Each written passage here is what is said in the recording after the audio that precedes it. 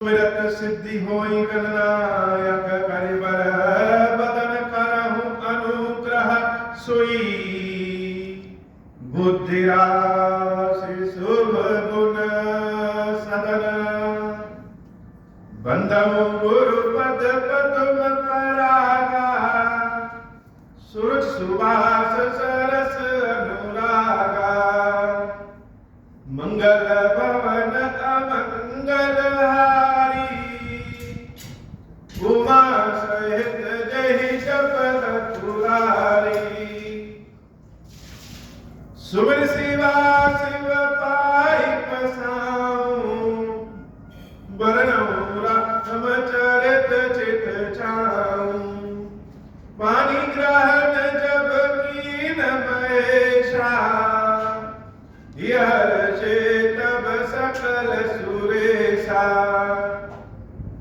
हरिया रामचरित सब आए प्रेम पुलक लोचन जल छाए कवन सो काज कठिन जग माही जो नहीं होई तात तुम पाही राम काज लगी तब अवतारा सुनत ही भयऊ पर्वताकार। हे महाराज, इस जगत में बाबा, इस जीवन में बाबा ना कोई कार्य कठिन है, न ही कोई कार्य संभव है भैया। सारे कार्य सर्व संभव हो जाते हैं बाबा, अगर आपकी कृपा हो जाए। तब लगी कुशल न जीव कहूं, सपन हूं मन विश्राम। जब लगी बचत न राम कहूं, शोक धाम तजि काम। मंगल भवन अमंगल हारी, उमा सहित जहि जपत पुरारी। भगवान की शरण में जब विभीषण जी महाराज आए और प्रभु से यह कहा, भगवान तो दरियावी है, सब जानते ही, लेकिन फिर भी भगवान के समक्ष जो हम लोग प्रार्थना करते हैं वह भगवान को सुनाने के लिए तो करते ही करते हैं, स्वयं की संतुष्टि के लिए भी करते हैं। प्रभु के समक्ष पहुंच जाइए तो उनसे कहने की जरूरत नहीं है, प्रभु समझ जाते हैं कि हम क्या कहना चाहते हैं। फिर भी जब तक हम कहेंगे नहीं तब तक हमको संतुष्टि नहीं मिलेगी। विभीषण जी महाराज जब भगवान के दरबार में आकर के खड़े हो गए तो जैसे सारे लोग जानना चाहते हैं कि रावण का भाई आखिर क्या कारण है जो रावण को छोड़ करके भगवान की शरण में आ गया। और विभीषण जी महाराज जो कहते हैं वह सुन करके सिर्फ प्रभु ही नहीं, जितने लोग सुनने वाले हैं सबको आनंद मिलेगा। जैसे सबके हृदय की बात विभीषण जी महाराज कह दिए हो। श्रवण सुजस सुनी आयो प्रभु भंजन भव। क्यों आए? तो हे भगवान, अपने कानों से आपके सुंदर यश को सुन करके आया हो। कौन सा यश सुना है? वैसे तो भगवान का ऐश्वर्य वैभव तो अनंत है, लेकिन जो अपने काम की चीज होती है वह सबसे पहले नजर आ जाती है, सबसे अच्छी वही होती है। और विभीषण जी के काम की चीज यह थी कि भगवान का जो ये वाला यश है, भव भंजन भव वीर, सांसारिक कष्टों को दूर करना, भगवान की शरण में मन लगाना, भगवान की भक्ति प्राप्त करना, यह जो भगवान का ऐश्वर्य है, यश कीर्ति है, यह सुन करके मैं आपकी शरण में आया हूं। हे प्रभु, अपनी शरण में लीजिए। भगवान के तो अनेक रूप है, अनेक गुण है, हमको क्या चाहिए प्रभु से? कभी कभी तो हमको भी पता नहीं होता है कि हम चाहते क्या है,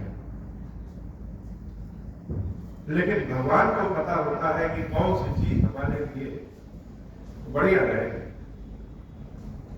प्रभु श्री राम विभीषण जी महाराज को हृदय से लगा लेते हैं और विभीषण जी महाराज कहते हैं, अब पद देखी कुशल रघुराया, जो की जानी से बताया।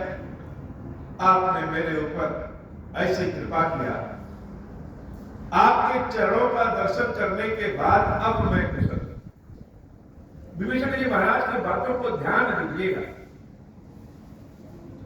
कि सोने की लंका में रहने वाला व्यक्ति जब तपस्वी वेश में जो भगवान है उनके पास आता है तो कहता है अब मैं कुशल हूं।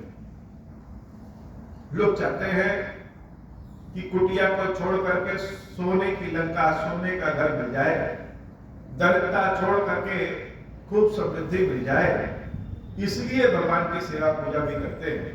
विभीषण जी महाराज वह समृद्धि छोड़ करके भगवान की सेवा में है और कह रहे हैं अब मैं कुशल। और कुशलता की जो परिभाषा, जीवन में शांति कैसे आए, इसका जो सूत्र विभीषण जी महाराज ने दिया वह अकाट्य है। हम सब चाहते हैं कि हमारे जीवन में शांति रहे, सुख समृद्धि रहे, लेकिन शांति सुख समृद्धि पाने के लिए अनेक उपाय करने के बाद भी जीवन में सुख समृद्धि भले आ जाए, शांति नहीं मिल पाती। कोई ना कोई हमेशा समस्या लगा रहता है। बाबा खीरेश्वर महादेव के मंदिर में जब कोई आता है और 5 मिनट भी बैठता है तो कहता है यहां बहुत शांति है। तो भगवान की शरण में जाएं और शांति न मिले तो क्या? देवी का एक रूप भी है, या देवी सर्वभूतेषु शांति रूपेण संस्थिता, नमस्तस्यै नमस्तस्यै नमस्तस्यै नमो नमः। तो जीवन में शांति कैसे आए, कुशलता कैसे आए, भगवान की शरण में मन कैसे लगे, इसका सूत्र विभीषण जी महाराज से सुन लीजिए। विभीषण जी महाराज कहते हैं, तब लगी कुशल न जीव कहूं। बड़ी छोटी सी बात है लेकिन बड़ी गंभीर बात है कि इस जीव को कुशलता तब तक नहीं मिलती है, विश्राम तब तक नहीं मिलता, तब लगी कुशल न जीव कहूं, सपन हूं मन विश्राम। स्वप्न में भी विश्राम नहीं मिलता। कुशलता की तो बातें छोड़ दीजिए, कुशल मंगल हम हमेशा चाहते हैं, लेकिन यह कुशलता मिलेगी कैसे, विश्राम मिलेगा कैसे, शांति मिलेगी कैसे? विभीषण जी महाराज कहते हैं कि जीव को तब तक कुशलता और विश्राम नहीं मिलता जब लगी भजन, जब लगी भजत न राम कहूं। जब तक राम नाम का भजन न हो जाए, नाम सुमिरन जब तक न हो जाए, तब तक जीव की कुशलता नहीं। भगवान के नाम का भजन, भगवान के नाम का सुमिरन होना जरूरी। और जब तक प्रभु का नाम का सुमिरन नहीं करेंगे तब तक यह जीव कुशल हो ही नहीं सकता। कोई ना कोई समस्या अपने साथ लगी रहेगी। असली शांति, असली कुशलता कहाँ है? भगवान के नाम के स्मरण में, भगवान के नाम की गाथा में है। भगवान के नाम का जब सुमिरन करेंगे तो प्रभु अपनी कृपा स्वयं बरसा देंगे। लेकिन यह नाम का भजन कैसे होना चाहिए? नाम का भजन तो उचित है, राम का नाम तो चाहे जैसे लीजिए, जमाई लेते हुए भी राम का नाम ले रहे हैं, काम करते हुए भी राम का नाम ले रहे हैं। जिस भी तरीके से, कामना से, बिना कामना से, जैसे भी प्रभु का नाम ले, हमेशा कल्याणकारी है। लेकिन विभीषण जी महाराज का जो सूत्र है, जीव की कुशलता, जीव की कुशलता एसी कमरे में सोने से ही नहीं है। जीव की कुशलता शुद्ध देसी घी में भोजन मिल जाए ऐसे नहीं है। जीव जीव की कुशलता बहुत अच्छी गाड़ी में घूमे, बैंक बैलेंस बना रहे, सिर्फ इससे नहीं। जीव की कुशलता तो तब है जब यह आत्मा परमात्मा में विलीन हो जाए, हमेशा डूबा रहे प्रभु में, भगवान की भक्ति प्राप्त हो जाए। तो भगवान की भक्ति कैसे प्राप्त हो, भगवान की कृपा कैसे प्राप्त हो? इस जन्म में, अनेक जन्म में, इस लोक में, हर लोक में, परलोक में, हर जगह कुशलता कहाँ मिले, कैसे मिले? भगवान के नाम स्मरण से ही कुशलता मिलती है। और यह नाम स्मरण कैसे होना चाहिए? जब लगी भजत में राम कहो, शोक धाम तज काम। हर तरह का शोक भय कामना को त्याग करके जब भगवान का नाम लेंगे तो उस नाम भजन से, नाम सुमिरण से यह जीव की कुशलता होती है। जैसे हम कहते हैं ना किसी को, कह रहे वो तो पिछले जन्म का कोई अच्छा कार्य किया है इसलिए जन्म में राजा। हम पिछले जन्म में तो नहीं कर पाए, लेकिन आने वाले जन्म की कुशलता कैसे करें, आने वाले जन्म को कैसे सुधारें, न कि आने वाले जन्म के इस जन्म। कैसे? भगवान के नाम स्मरण से। और नाम स्मरण कैसा होना चाहिए? शोक धाम तज काम, विषय कामना से हट के होना चाहिए। अच्छा, ये विषय कामना से हट के क्यों होना चाहिए? विषय कामना से हट करके नाम लेना आसान तो नहीं है। और अगर मान लीजिए कि आसान हो भी गया तो यह हर जगह पढ़ते हैं, लिखते हैं कि कामना को हटा करके भगवान का नाम लो। क्यों? जैसे हम कोई अनुष्ठान करते हैं, कर्मकांड करते हैं, किसी पंडित जी के द्वारा, ब्राह्मण के द्वारा हम कर्मकांड अनुष्ठान करते हैं, नाम सुमिरण करते हैं, मंत्रोच्चार करते हैं, तो हमसे ज्यादा मंत्रोच्चार तो जो आचार्य जी हैं वो करते हैं। लेकिन उनके द्वारा किए गए मंत्रोच्चार का फल हमको कैसे मिल जाता है? क्योंकि वह जो मंत्रोच्चार करेंगे उस मंत्रोच्चार के बदले में हम उनको दक्षिणा देंगे। अर्थात उनके द्वारा किया गया प्रयास, मंत्रोच्चार यजमान की कुशलता के लिए है और उनको जो सुविधा मिल रही है उसके लिए है। ऐसे ही अगर हम कामना को लेकर के भगवान का नाम स्मरण करेंगे, जैसे मान लीजिए कि हमारी कामना है कि हम एक बहुत बड़ा घर बनवा दें और उस कामना की पूर्ति के लिए हम ओम श्री राम, ओम श्री राम, ओम श्री राम, ओम श्री राम कर रहे हैं। तो इस नाम सुमिरण से जो पुण्य प्राप्त होगा, जो ऊर्जा प्राप्त होगी, उससे हमें हमारा घर तो मिल जाएगा, लेकिन और कुछ नहीं मिलना है। और अगर हम बिना कामना के भगवान का नाम ले रहे हैं तो घर भी मिलता है और सारा सुख समृद्धि भी मिलता है और आने वाले जन्मों में भी हमारा पुण्य प्रबंधन बहुत अच्छा हो जाता है। कुल मिलाकर के यह कहना कि भगवान के नाम का सुमिरण बिना कामना के करने की कोशिश करें, लेकिन यह कहना तो बड़ा आसान है।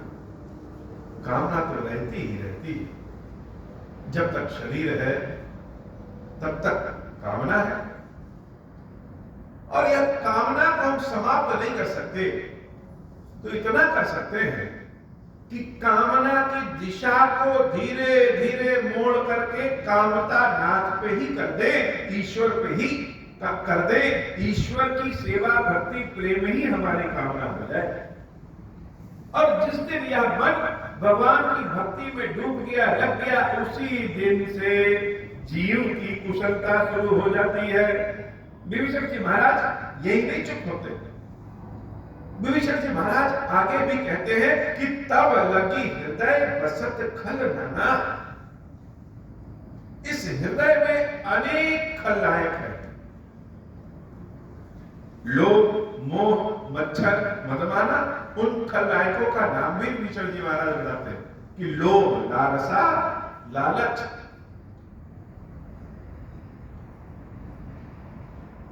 मोह, किसी दूसरे की संपत्ति को देख करके, उन्नति को देख करके जो हृदय में डाह उत्पन्न हो जाती है, जलन उत्पन्न हो जाती है, वह डाह जिस पद और प्रतिष्ठा आपको जो प्राप्त हुई है उसमें जो जिस मद में है, मदासीन हो गए हैं, वह मद और मान अपमान की इच्छा, यह जो भाव है मन में, लालसा की, पाने की, ऐसो आराम करने की, सब पे अपने धौंस जमाने की, यह जो लालसा है, यह लालसा सब क्या है? यह सब खलनायक कहां वास करता है? यह सबका वास भी हृदय में ही। तब लगी हृदय बसत खलनाना, लोभ मोह मच्छर मद माना, और जब लगी उड़न बसत रघुना। अच्छा, अंधकार को अगर भगाना तो क्या होगा?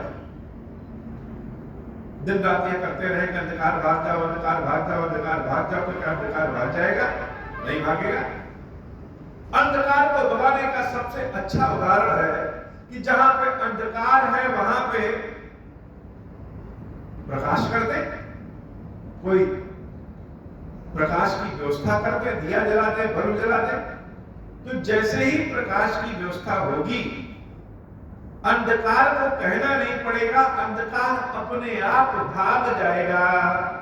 ऐसे ही हृदय के जो खलनायक हैं, मद मोह लालसा के रूपी जो खलनायक है, यह खलनायक, यह राक्षस अपने आप भाग जाते हैं। तब जब धनुष बाण धारण किए हुए प्रभु को अपने हृदय में स्थापित करते हैं।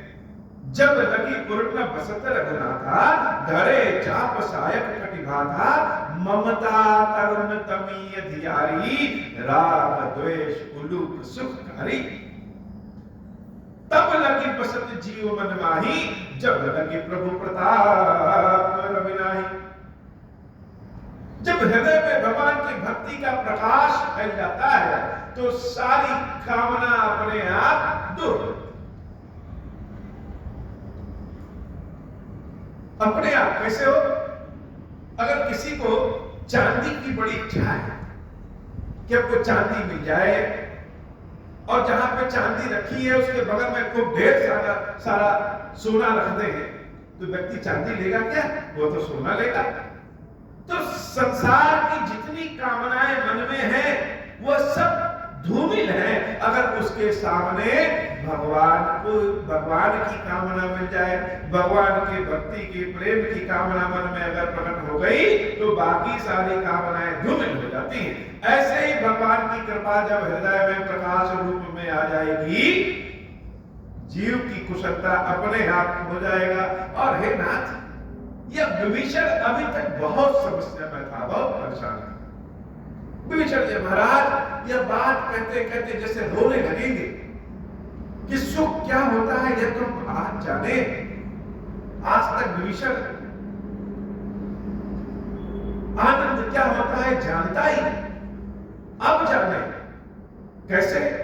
अब मैं कुशल मिटे भय भारे, अब मैं कुशल मिटे भय भारे, देखी राम पद कमल तुम्हारे। जब आपके चरणों का दर्शन हुआ प्रभु, मेरे मन का सारा भय दूर हो गया। आगे जो विभीषण जी महाराज कहते हैं वो हम सबके हृदय की बात है और सत्य है, पहले भी था, आज भी है और आगे भी रहेगा। ये सारी बात हृदय से विभीषण जी महाराज के हृदय से निकल रही है। और इन बातों को जब हम सुनेंगे तो जैसे लगेगा कि वास्तव में प्रभु की कृपा मिल जाए तो संसार में कुछ भी संभव नहीं है। तुम कृपाल जा पर अनुकूला, ताहि न व्याप त्रिविध वसूला।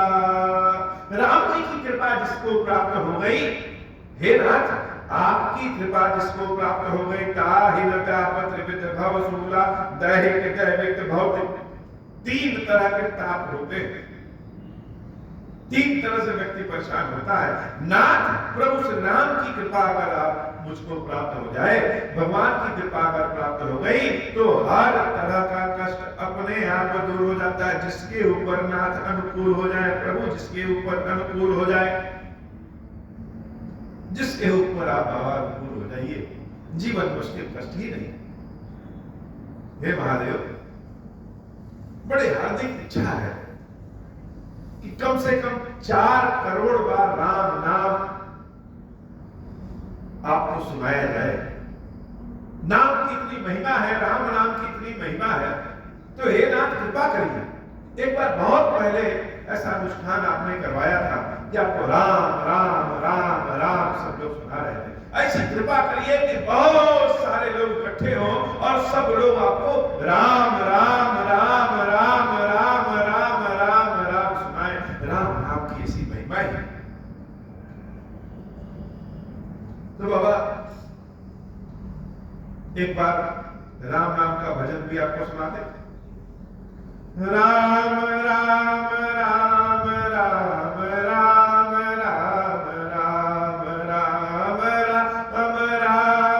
राम राम राम राम राम राम उतने ही कम। और विभीषण जी महाराज जैसे व्यक्ति जो राक्षसी कुल में पैदा हुए हैं, वह जब राम नाम की इतनी महिमा कर रहे हैं, तो हम लोग तो फिर भी मनुष्य स्वरूप में। विभीषण जी महाराज कहते हैं, हे नाथ, मैं निश्चर अति अधम सुना, मैं कौन हूं? मैं तो राक्षस हूं और मेरा स्वभाव कैसा है? राक्षसी है। बहुत नीच वाला गिरा हुआ स्वभाव है। जो शरीर भगवान ने दिया है स्वभाव तो वैसा ही होगा। तो राक्षसी शरीर प्रभु ने दिया है और स्वभाव भी उसी के अनुरूप बहुत ही अधम स्वभाव है, बहुत नीच स्वभाव है। शुभ आचरण कीन नहीं का, कभी हमारे हाथ से कोई शुभ काम हुआ ही नहीं।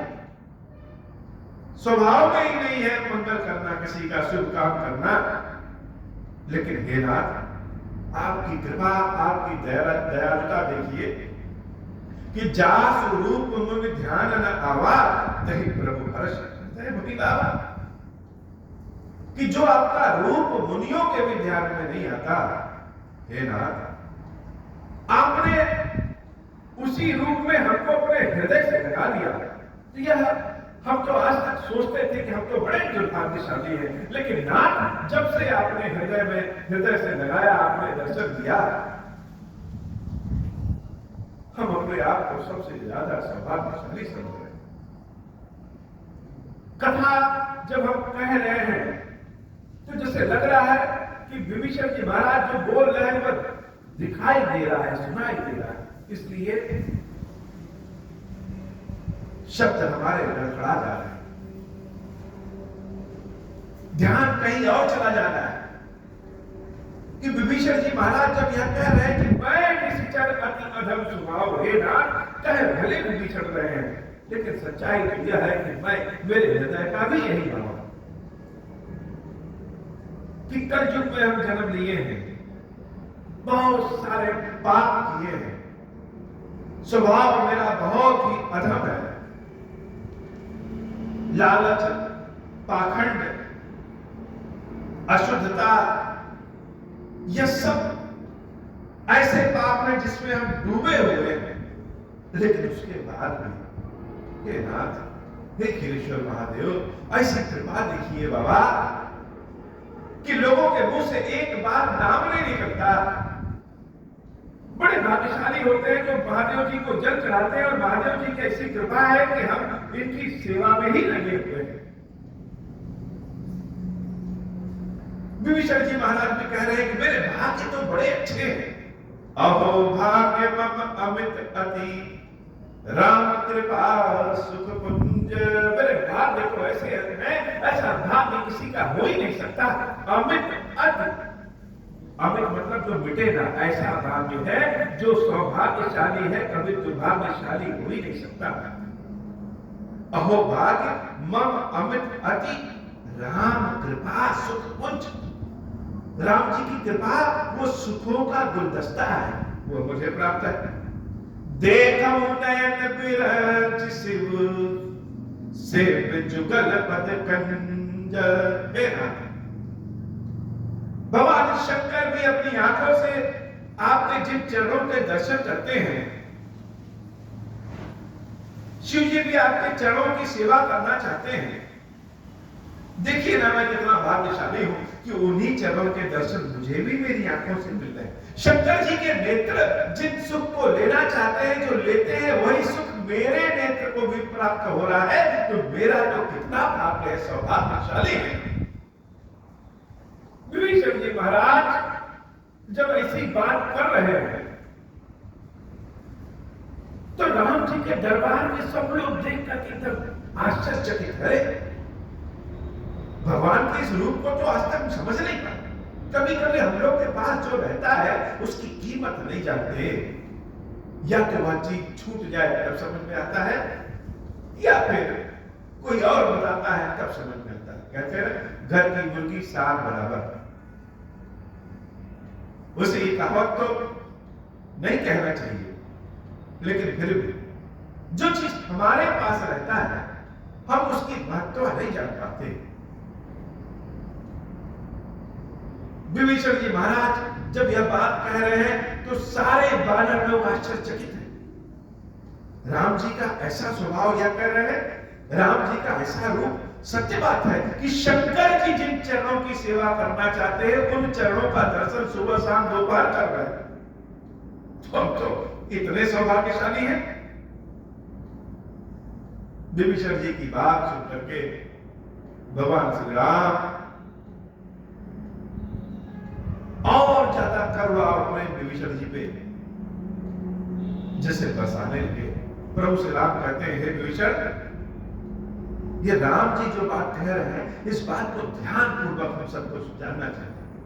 देखिए बाबा, संसार में बहुत सारी कथाएं होती है, बहुत जगह कथा होती है, सब बहुत अच्छे अच्छे यजमान हैं,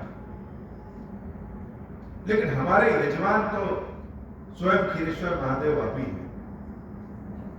हम कथा अच्छी सुनाएं ना सुनाएं, ठीक से बोल पाए ना बोल पाए, इसमें कोई हमको समस्या नहीं। क्यों? क्योंकि हमारे जो यजमान हैं वह सब समझ लेते हैं। जैसे बच्चे तोतले बोलते हैं, बाहर के लोग उनकी बात को नहीं समझ पाएंगे, लेकिन माँ बाप समझ जाते हैं। ऐसे ही क्षीरेश्वर महादेव हम आपको कथा सुनाते हैं, राम कथा, और हम जानते हैं कि हम जैसे भी जिस भी विधि से सुनाए आप सब समझ जाते हैं। आपकी कृपा जैसे है वैसे ही सुनाते हैं। तो महादेव को कथा सुनाने में यही तो अच्छी बात है कि राग से सुना रहे हैं कि कैसे सुना रहे हैं इसकी चिंता नहीं है। बाबा तो बड़े आराम से जो भी सुनेंगे ठीक ही सुनते हैं। प्रभु श्री राम विभीषण जी महाराज से कह रहे हैं, सुनहु सखा निज कहु सुभाऊ, जानहु सुंडी शंभु गिर जाऊ। अपने स्वभाव के बारे में प्रभु श्री राम विभीषण जी महाराज से बता रहे हैं कि हे विभीषण, अपना स्वभाव हम तुमको बता रहे हैं। मेरे इस स्वभाव को कौन जानता है? कालभूषुंडी जी महाराज जानते हैं, भगवान शंकर जानते हैं, माता पार्वती जानती है। तीन लोग के अलावा और कौन जाने? पार्वती मैया जानती है, शंकर जी जानते हैं और कालभूषुंडी जानते हैं मेरा स्वभाव कैसा है। सुनहु सखा निज कहु सुभाऊ, जानहु सूंडी शंभु गिर जाऊ। जो नर होई चराचर द्रोही, आवे सभय शरण तकी मोही।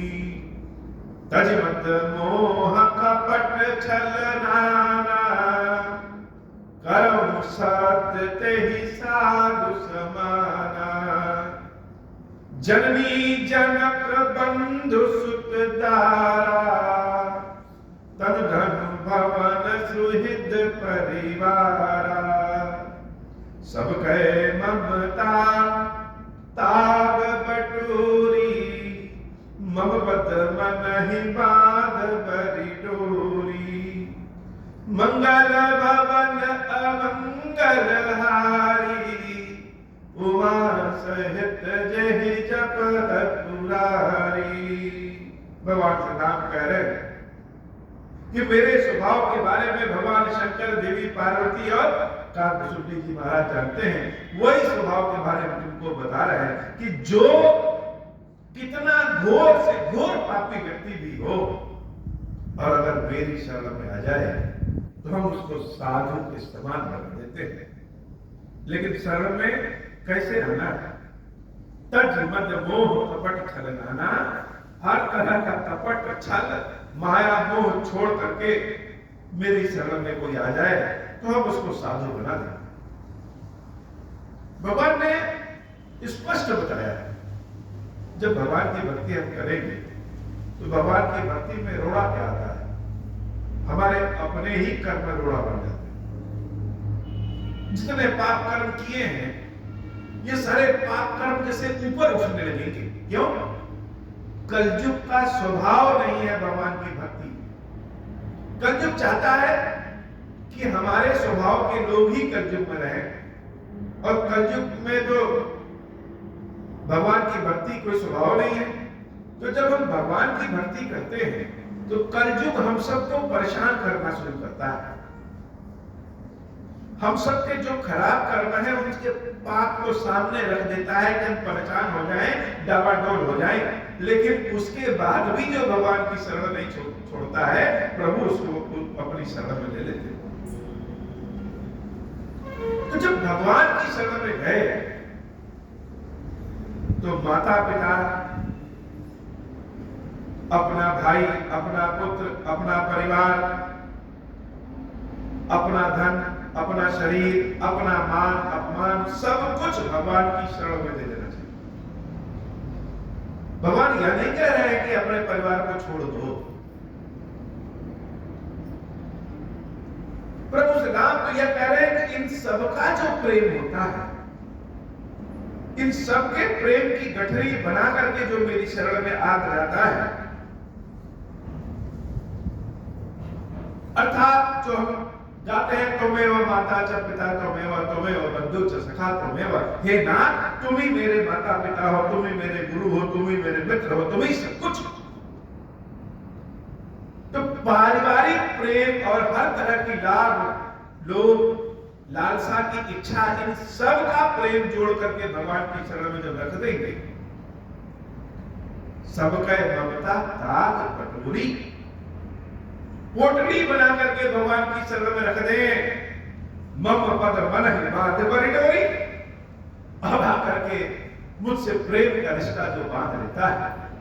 हे विभीषण, समदर्शी इच्छा कछु नाही, हर्ष सुख भय नहीं मन माही, असजन मम उर बस कैसे, लोभी हृदय बसई धनु जैसे, तुम सारी के संत प्रिय मोरे, धरहु देह नहीं आनंदी हो रे। ऐसे जो भक्त हैं जो सब कुछ बांध करके मेरे सामने रख दें, हे विभीषण, ऐसे भक्तों के लिए हमने शरीर धारण किया है और तुम भी हमारे ऐसे ही भक्तों में आते हो। भगवान ने बताया निर्गुण ब्रह्म सगुण क्यों हुआ? भक्तों के प्रेम के कारण। वैसे तो अनेक कारण गिनाए जा सकते हैं राम जी के अवतार लेने के, लेकिन राम जी ने स्वयं जो कारण बताया वह क्या कारण बताया? धरहु देह नहीं आनंदी हो रे, एकदम स्पष्ट कहते हैं। और किसी के कारण शरीर धारण नहीं की। कोई सोचे कि रावण का वध करने के लिए शरीर धारण किए तो नहीं, हम अपने ऐसे भक्तों के कारण, प्रेम के कारण शरीर धारण किए हैं, जिन भक्तों की सारा ममता मोह मत डोर बटोर करके जो मेरी शरण में रख दे। पृथ्वी मैया जब बहुत परेशान हो गई तो गाय का वेश बना करके कहा नारायण की शरण में गई, तब नारायण अवतार हुए। भगवान श्री राम अपने मुख से ही कहते हैं, सगुण उपासक परहित निरत नीति दृढ़ नेम, ते नर प्राण समानम, जिनके निज पद प्रेम, मंगल भवन अमंगल हारी, उमा सहित जहि जपत पुरारी। हे बाबा, आज की कथा इतनी ही। श्री खीरेश्वर महादेव जी, खीरेश्वरी मैया जी हम सब के ऊपर बाबा कृपा करें। अब हो प्रसन्न प्रभु मोह पर, नाथ दीन पर नेहु, निज पद भगति देहु प्रभु, पुनि दूसर बर देहु। तब माया बस जीव जड़, संतत फिरहि भुलाना, हम पर क्रोध न करिय प्रभु, कृपा सिंधु भगवान। शंकर दीन दयाल, अब हम पर हो कृपाल, साप अनुग्रह होई जहि विधि, नाथ थोरहि काल। दीन दयाल बिरुद संभारी, हरहु नाथ मम संकट भारी। जहि विधि होई नाथ हित मोरा, करहु सुबेगी जानि दास मैं तोरा। राम राज बैठे त्रैलोका, हर्षित भय गए सब शोका। जे सकाम नर सुनहि जे गावहि, सुख संपत्ति नाना विधि पावहि। जो इच्छा करि हूँ मन माहि, हरि प्रसाद कछु दुर्लभ नाही। मंगल भवन अमंगल हारी, उमा सहित जय जपत पुरारी। बोले श्री खीरेश्वर महादेव जी, खीरेश्वरी मैया जी की साही जय हो। खीरेश्वर हे भगवान शंकर, आप ऋण पातक दुर्भाग्य और दरिद्रता की निवृत्ति के लिए तथा संपूर्ण पापों का नाश करने के लिए मुझ पर प्रसन्न होइए। मैं दुख और शोक की आग में जल रहा हूँ, संसार भय से पीड़ित हूँ, अनेक प्रकार के रोगों से व्याकुल और दीन हूँ। खीरेश्वर मेरी रक्षा कीजिए। देव देवेश्वर, सबको निर्भय कर देने वाले महादेव जी, मेरी की हुई पूजा को पार्वती जी के साथ ग्रहण कीजिए। मेरा मंगल करिए महादेव। शिव शंभु महादेव, शिव शंभु महादेव, शिव शंभु। ओम श्री राम।